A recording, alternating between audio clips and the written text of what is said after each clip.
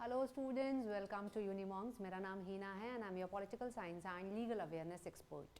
Class 12th की Indian politics की NCERT के ऑलमोस्ट 5 चैप्टर्स हम लोगों ने कंप्लीट कर लिए हैं एंड आई एम अज्यूमिंग कि आप लोग साथ के साथ जितने भी इंपॉर्टेंट टॉपिक्स हैं जो भी मैंने हमेशा हाईलाइट किए हैं उनको रिवाइज करते जा रहे होंगे एंड उनसे रिलेटेड क्वेश्चंस को प्रैक्टिस कर रहे होंगे। देखिए, practice makes a man a women perfect, है ना।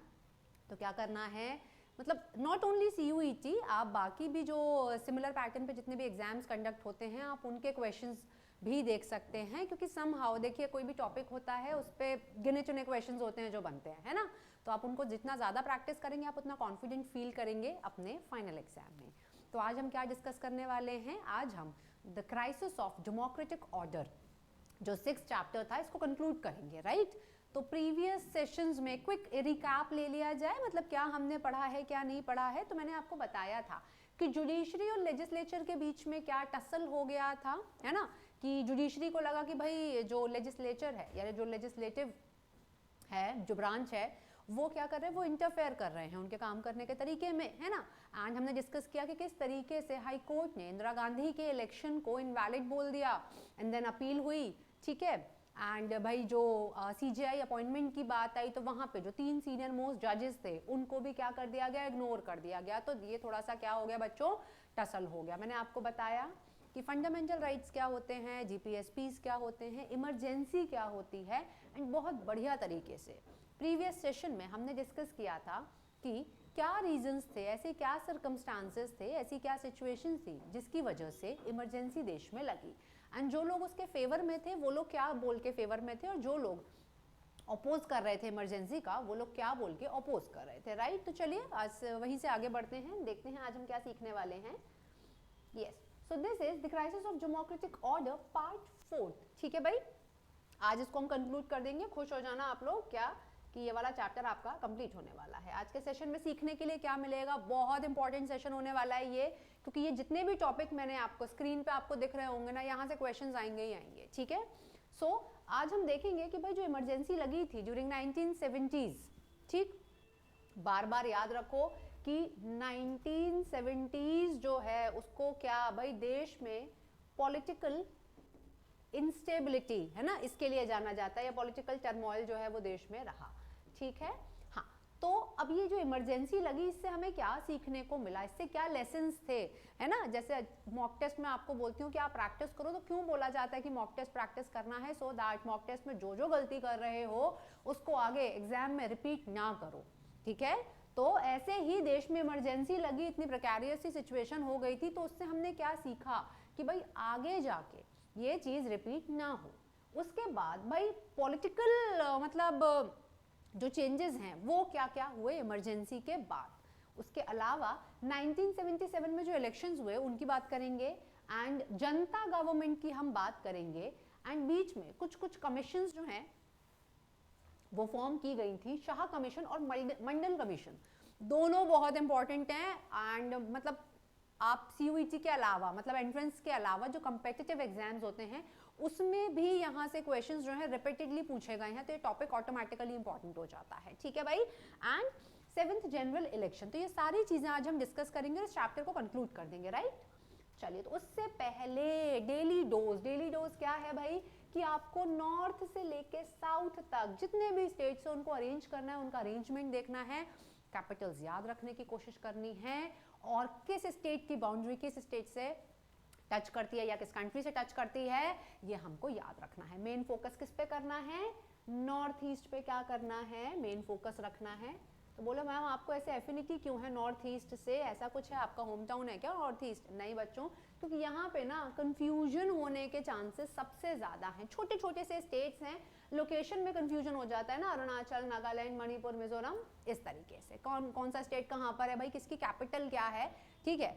मतलब व्हेन आई वाज प्रिपेयरिंग, या जब मैम भी कभी स्टूडेंट थी तो मैं तो कैपिटल को ही स्टेट का नाम बोल देती थी, मुझे कभी कैपिटल्स याद नहीं होती थी, है ना। सो भाई ज्योग्राफी लाइक मेरा वीक पॉइंट रहा।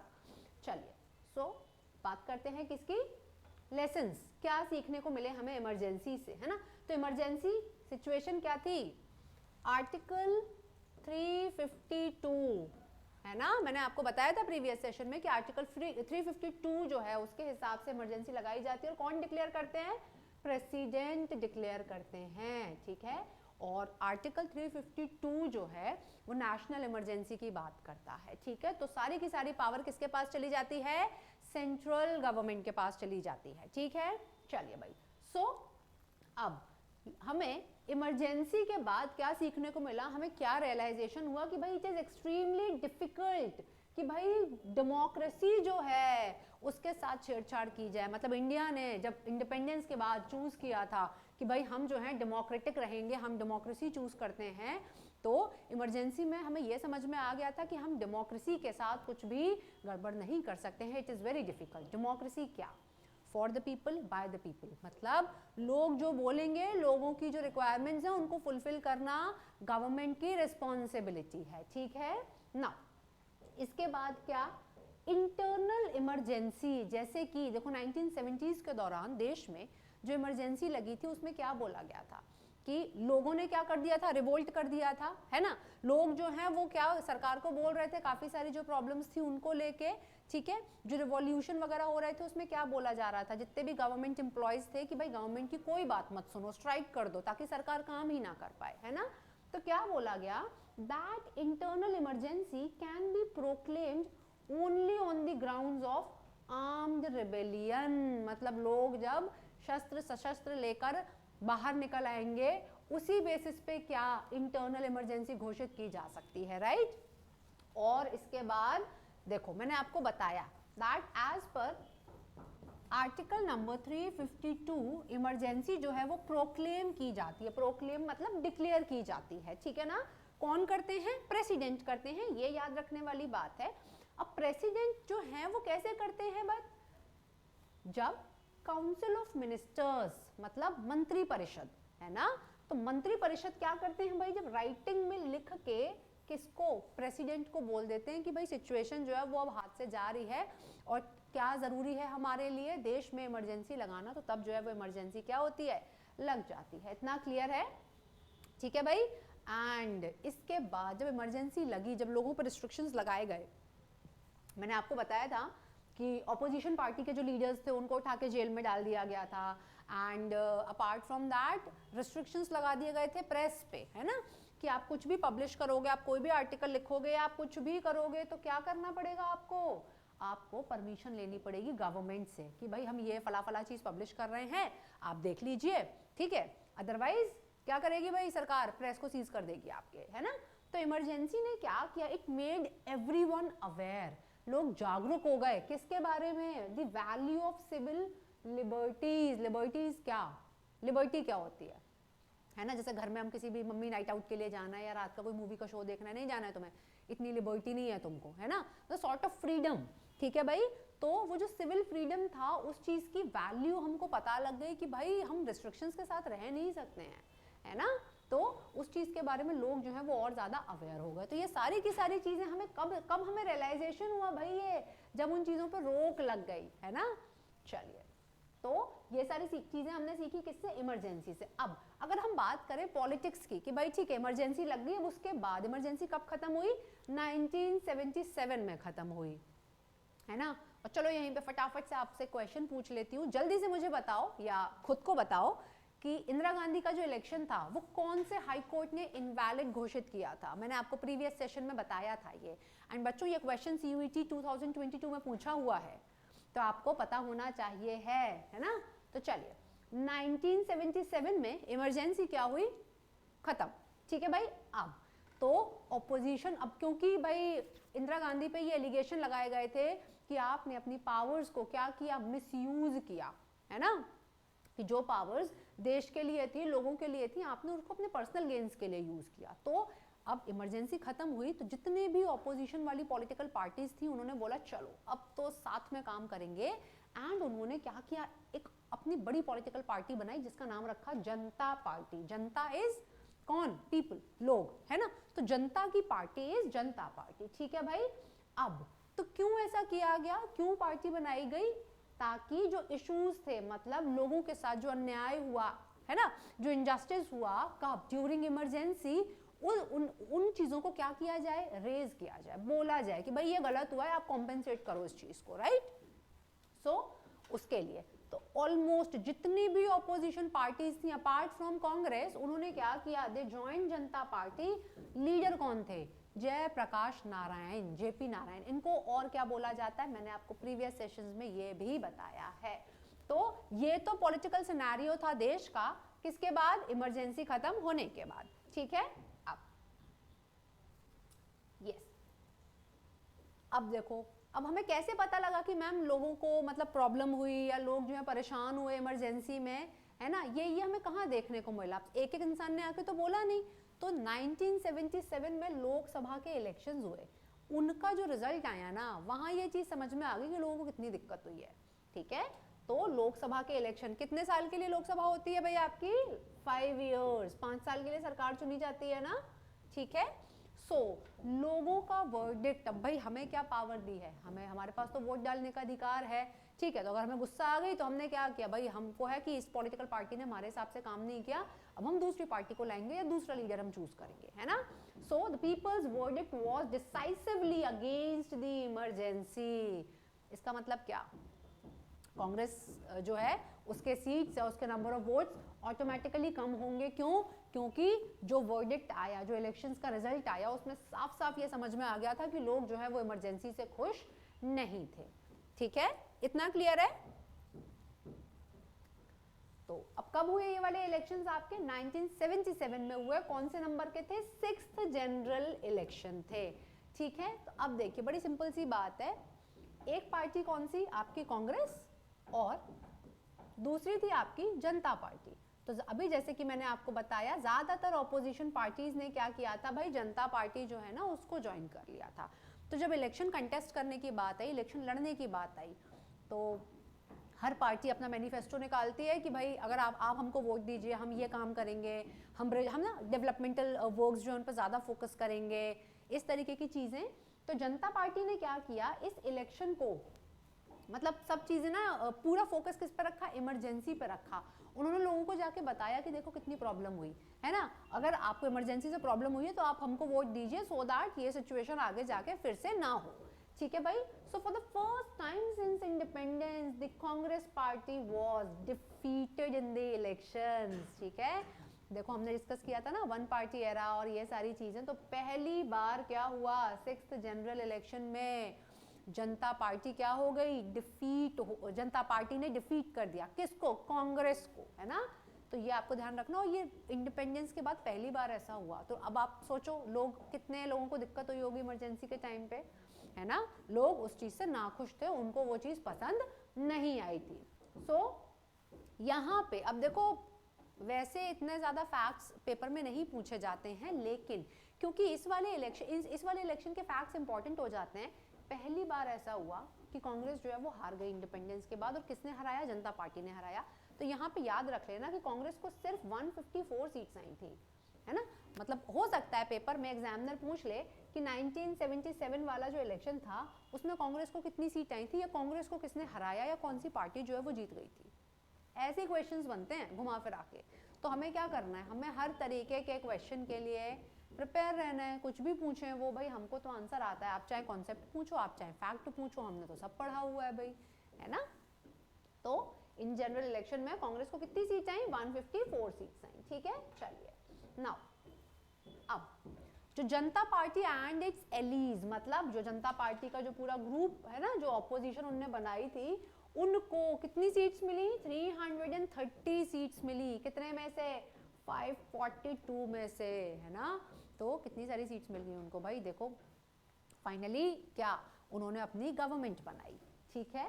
सो जनता पार्टी, अगर अकेले सिर्फ जनता पार्टी की बात करें, चलो जो ऑपोजिशन और जो पार्टीज थी जो बाहर से सपोर्ट कर रही थी वो नहीं, सिर्फ जनता पार्टी को ही 295 सीट्स आई थी। और इसका मतलब क्या, क्लियर मेजॉरिटी, कि आप हेल्प करो चाहे ना करो, सरकार तो हम बना रहे हैं, है ना।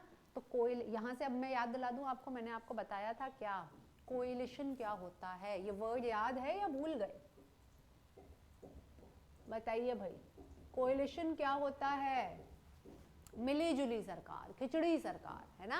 जब किसी एक पार्टी को क्लियर कट मेजॉरिटी नहीं आती है तो वो बाकी पार्टी से क्या बोलते हैं कि भाई हेल्प कर दो थोड़ी सी, है ना, ताकि हम मिलजुल के सरकार बना लें। ठीक है भाई, तो यहाँ पे तो इनको जनता पार्टी को क्लियर कट मेजॉरिटी आ गई तो उनको किसी से हेल्प लेने की जरूरत ही नहीं पड़ी। ठीक है भाई, और देखिए अब अगर थोड़ा बहुत भी आप लोग न्यूज़ वगैरह देखते हो ना तो आपको पता होगा कांग्रेस का गढ़ बोला जाता है रायबरेली। नहीं, जब भी कुछ होता है तो आप देखोगे कि कांग्रेस जो है, मतलब जो भी लीडर्स हैं कांग्रेस के, वो रायबरेली जाते हैं।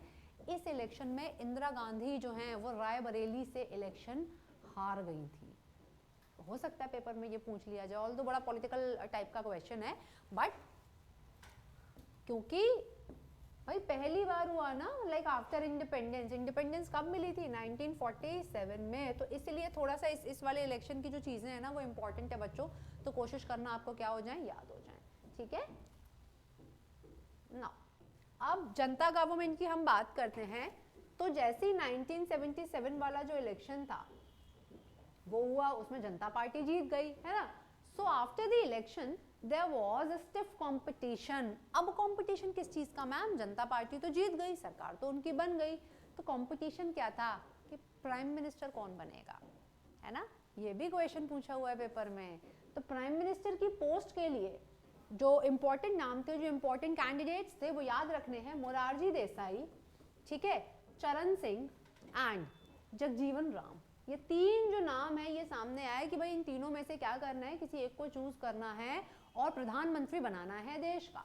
So finally Morarji Desai became the prime minister. Morarji Desai जो है वो देश के पीएम बने। ठीक है, और ये क्या है, ये लोगो है आपका जनता पार्टी का। ठीक है भाई, चलिए, तो बच्चों पेपर में ये तीनों नाम देखो, जब भी वो ये पूछेंगे ना कि 1977 के इलेक्शंस के बाद कौन जो है वो आपके प्रधानमंत्री बने, तो वो तीनों नाम जो है वो ऑप्शन में देंगे, तो कंफ्यूज नहीं होना है। मोरारजी देसाई जो है उनको आपको टिक करना है। ठीक है, चलिए ना, अब बात करते हैं किसकी, कमीशन की बात करते हैं, शाह कमीशन। तो देखो सबसे पहले तो शाह कमीशन के बारे में बात करने से पहले ये जान लो कि कोई भी कमीशन या कमिटी क्यों बनाई जाती है, किसी ऑब्जेक्टिव के साथ, है ना। सरकार उनको कोई काम देते हैं कि भाई हमें कमिटी बना रहे हैं, 2 मेंबर, 3 मेंबर, 5 मेंबर, 11 मेंबर्स, जैसे कि हिस्ट्री में हमने पढ़ा साइमन कमीशन, है ना। ठीक है, तो वैसे ही कमिटी या कमीशन का एक ऑब्जेक्टिव होता है।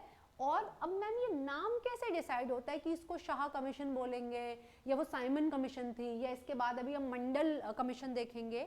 तो बच्चों सारे मेंबर्स में से एक जो होते हैं उनको चेयरपर्सन या चेयरमैन चूज किया जाता है।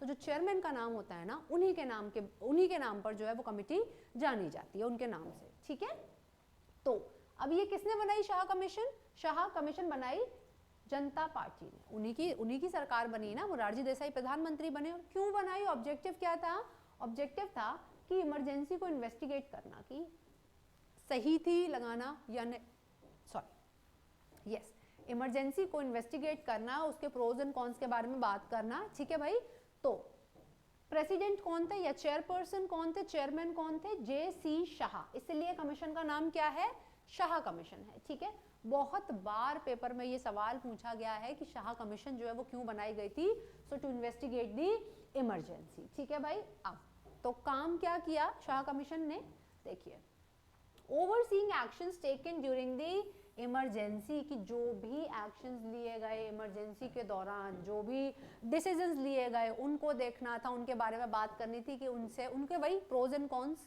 है ना, कि उनका इम्पैक्ट क्या रहा, उनका इफेक्ट जो है वो क्या रहा, राइट।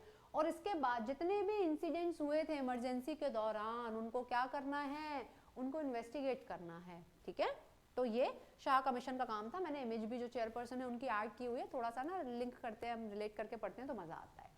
ठीक है बच्चों, तो शाह कमीशन के बारे में हमने बात की। इसके बाद बात करते हैं मंडल कमीशन।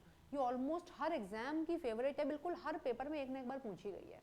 ठीक, सो मंडल कमीशन की बात करते हैं। अब आपको पता है क्या करना है, सारी जो कमिटीज या कमीशंस होती हैं ना, आपको ये याद रखना है कि कौन से ईयर में फॉर्म हुई थी, उसका ऑब्जेक्टिव क्या था, ये सबसे इंपॉर्टेंट होता है। ठीक, जैसे आपसे शाह कमीशन बोला जाएगा कि किस लिए बनी थी, पॉवर्टी लाइन डिसाइड करने के लिए बनी थी क्या, ठीक है, या इंडिया पाकिस्तान की जो बाउंड्री लाइन है उसको डिमार्केट करने के लिए बनी थी, या फिर इमरजेंसी के लिए बनी थी, या नन ऑफ द अबव। ठीक है, तो इमरजेंसी वाला ऑप्शन जो है उसको टिक कर देना है हमें। ऐसे ही मंडल कमीशन किसके लिए बनी थी, जो बैकवर्ड क्लासेस का इशू आया था, बैकवर्ड मतलब ओबीसीज, है ना, अदर बैकवर्ड क्लासेस, उनका इशू बहुत ज्यादा, रिजर्वेशन वाला इशू जो है वो उठकर आया था। तो उस इशू से डील करने के लिए क्या मंडल कमीशन बनाई गई थी। यहाँ पे मैं आपको एक होमवर्क दे रही हूँ, होमवर्क ये कि क्या बैकवर्ड क्लासेस वाले इशू से डील करने के लिए जो मंडल कमीशन थी वो पहली कमीशन थी जो बनाई गई थी, या मंडल कमीशन से पहले भी कोई कमीशन बनी थी। ये भी पेपर में पूछा गया, इसलिए मैं आपसे पूछ रही हूँ, ठीक है। तो ये आपको क्या करना है, थोड़ा सा मेहनत करो भाई, गूगल करना, रिसर्च करना और बताना मुझे। तो प्रेसिडेंट कौन थे भाई, बीपी मंडल, ठीक। बहुत बार पेपर में ना नाम ऐसे दे देते फुल फॉर्म में। सो बिंदेश्वरी प्रसाद मंडल जो हैं वो कौन थे, चेयरपर्सन थे, प्रेसिडेंट थे, ठीक है भाई। अब काम क्या किया, ऑब्जेक्टिव क्या था, क्यों सेटअप की गई थी, सो टू आइडेंटिफाई या basically for the identification and the development of backward classes, किस तरीके से आइडेंटिफाई किया जाए कि कौन ओबीसी का हिस्सा है और कौन ओबीसी का हिस्सा नहीं है। तो उसके लिए क्या मेथड यूज किया जाएगा, so to devise that method government ने क्या किया, एक कमीशन बना दी, मंडल कमीशन। क्लियर। देखो दोनों बहुत इंपॉर्टेंट है, शाह कमीशन और मंडल कमीशन, तो आपको क्या करना है, ध्यान रखना है। अब बात करते, भाई सरकार बन गई, कमिटीज बन गई इतनी सारी, सारा काम हो गया, प्रधानमंत्री चुन लिया गया। So now let's talk about the position of government. तो अब भाई जब तीन तो कैंडिडेट्स ही थे पीएम के लिए, आप तो वहीं से समझ जाओ कि मतलब इतनी स्टेबिलिटी नहीं थी जितनी एक्सपेक्ट की जा रही थी। तो काफी सारे डिफरेंसेस देखने को मिले, ठीक है। मतलब मेथोडोलॉजी जो होती है, जो आइडियोलॉजी बेसिकली होती है, और जहाँ आइडियोलॉजिकल डिफरेंसेस होते हैं ना, वहाँ क्लैशेस होते ही होते हैं। तो वही हुआ, ड्यू टू दी डिफरेंसेस जो गवर्नमेंट है ना वो सही तरीके से काम ही नहीं कर पा रही थी। भाई कोई कह रहा था हमारी मानो, कोई कह रहा हमारी मानो, कोई कह रहा हमारी मानो, है ना। तो गवर्नमेंट काम नहीं कर पा रही थी अच्छे तरीके से। तो हुआ क्या, फाइनली और इवेंचुअली जनता पार्टी क्या हुई, स्प्लिट हो गई, ठीक है। जैसे हमने डिस्कस किया था कि कांग्रेस भी स्प्लिट हो गई थी ना सिंडिकेट के टाइम पे, राइट। तो वैसे ही जनता पार्टी स्प्लिट हुई, और वो जो सरकार जो कि मोरारजी देसाई के नेतृत्व में जो सरकार बनी थी उसकी मेजॉरिटी चली गई। अलग अलग पार्टी से मिलकर बनी थी तो उसकी मेजॉरिटी चली गई इन लेस देन 18 मंथ्स। ये भी पेपर में सवाल पूछा है सीयूईटी में 2022 में कि कितने महीने बाद सरकार गिर गई थी या मेजॉरिटी चली गई थी। सो आफ्टर 18 मंथ्स, ठीक है भाई। तो ये आपको ध्यान रखना है, क्लियर है ना। अब इसके बाद क्या हुआ, 7th जनरल इलेक्शन हुए, क्योंकि सरकार गिर गई है ना 18 महीने में। तो 7th जनरल इलेक्शन कब हुए, 1980s में हुए। देखो लोकसभा के इलेक्शंस जो हैं वो जनरली 5 इयर्स के लिए होते हैं, पर यहाँ पे क्योंकि सरकार काम नहीं कर पाई, 18 महीने में सरकार गिर गई, तो 1980 में हमें क्या दोबारा इलेक्शन हमने कराया और उसमें जनता पार्टी बुरी तरीके से डिफीट हो गई। और यहाँ पे क्या हो गया भाई, कांग्रेस रिटर्न्स, है ना। अरे वो मूवीज नहीं देखते हम ऐसे, बैटमैन रिटर्न्स, वैसे ही कांग्रेस वापस आ गई। कैसे आ गई वापस भाई, 353 सीट्स आ गई कांग्रेस को इस बार, ठीक है। सो वैसे, और इस बार किसको प्रधानमंत्री चुना गया, इंदिरा गांधी को। तो 6th इलेक्शन में बहुत गंदे तरीके से हारने के बाद 7th इलेक्शन में क्या हुआ, जनता पार्टी को बहुत बुरी तरीके से हराया और फिर से देश की प्रधानमंत्री कौन बनी, इंदिरा गांधी। क्लियर इतना, ठीक। अच्छा, ज़्यादा आज वाले सेशन में क्या फैक्ट्स वगैरह थोड़े से ज़्यादा हो गए, पर बच्चों देखो ऐसा है, ये टॉपिक इंपॉर्टेंट है, पेपर में यहाँ से सवाल आते ही आते हैं। अब क्या छुट्टी नहीं, छुट्टी नहीं। चैप्टर 6 जो था आपका the crisis of democratic order, इसको हमने क्या किया, आज कंप्लीट कर लिया। अब 4 हमने लेक्चर्स जो है वो इस चैप्टर को कंप्लीट करने में लिए। अब यहाँ से आपको क्या सीखने को मिला, आपको क्या रिवाइज करना है, पेपर के लिए इम्पोर्टेंट क्या है आपके लिए, सबसे इम्पोर्टेंट चीज़ तो ये कि डेमोक्रेसी क्या होती है, ठीक है। 1st से लेके 7th तक जो इलेक्शंस हैं वो, और इन इलेक्शंस के क्या रिजल्ट्स क्या आए, ठीक है, ये आपको ध्यान रखना है। इसके अलावा बच्चों क्या, शाह कमीशन, ठीक, मंडल कमीशन, राइट, ठीक है। इसके अलावा थोड़े से कॉन्सेप्ट बेस्ड क्वेश्चंस भी हमको प्रिपेयर करने हैं। तो वो सिचुएशंस क्या थी देश में जिसकी वजह से इमरजेंसी लगी, मैंने आपको बताया था ना, इकोनॉमिक कंडीशन जो है, वॉर वगैरह हुआ था, ठीक है। उसके बाद वो रेफ्यूजी वाला क्राइसिस हम लोग ऑलरेडी, तो रेफ्यूजी वाला क्राइसिस हो गया, बांग्लादेश के साथ जो वॉर हुआ था, तो भाई इंडिया में क्या हुआ भाई, आपका इन्फ्लेशन हो गई, है ना, फूड स्कार्सिटी हो गई, काफ़ी सारी चीज़ों पे गड़बड़ हो गई। तो उसकी वजह से क्या हुआ, लोगों ने क्या किया, लोगों ने भाई रिवोल्ट कर दिया कि भाई एसेंशियल कमोडिटीज आप इतनी महंगी दे रहे हो, ऐसे तो नहीं चल पाएगा, इन्फ्लेशन आ गई देश में। तो ऑल्दो आपने अपने इकोनॉमी सेशंस में पढ़ा होगा, पर तब भी इन्फ्लेशन क्या होता है, जनरल राइज किसमें, प्राइसेस में, पैसा बढ़ जाता है चीज़ों का। जो चीज़ पहले 10 रुपये में मिल रही थी अब वो कितने में मिल रही है, 12 रुपये में। बेस्ट एग्जाम्पल इज मैगी, कितनी महंगी हो गई भाई, 14 रुपीज़ की, है ना। तो क्या है ये, इन्फ्लेशन, ठीक है। और पार्ले जी का पैकेट, उसमें पहले कितने सारे बिस्किट्स आते थे, अब 7-8 ही बिस्किट आते हैं। तो ये क्या है, मतलब इम्पैक्ट है ये इन्फ्लेशन का। तो उसी तरीके से तब इन्फ्लेशन हुई तो लोगों ने क्या किया बच्चों, रिवोल्ट किया, लोगों ने सरकार को जाके बोला कि भाई ऐसे तो नहीं चलेगा, है ना। तो उसकी वजह से फिर दिक्कतें हुई, इवेंचुअली क्या हुआ, इमरजेंसी लग गई, ठीक है भाई। तो यही सारी चीज़ें हमने देखी और फिर किस तरीके से सरकार बनी गिरी, एक नए प्रधानमंत्री चुने गए और काफ़ी सारी चीज़ें हुई। चलिए भाई, तो चैप्टर 6 हमने कंक्लूड कर दिया है, बस 3 चैप्टर्स और बचे हैं और उसके बाद आपकी क्लास 12 की एनसीईआरटी जो है वो क्या हो जाएगी, कंप्लीट हो जाएगी, ठीक है भाई। तो आपको क्या करना है, आपको अपना होमवर्क करना है, जो क्वेश्चंस मैंने दिए हैं उनको प्रैक्टिस करो, उन पर रिसर्च करो थोड़ी सी, ठीक है। चलिए, सो इसी के साथ इस सेशन को वाइंड अप करेंगे। Thank you so much for watching this video, bye bye, take care, thank you.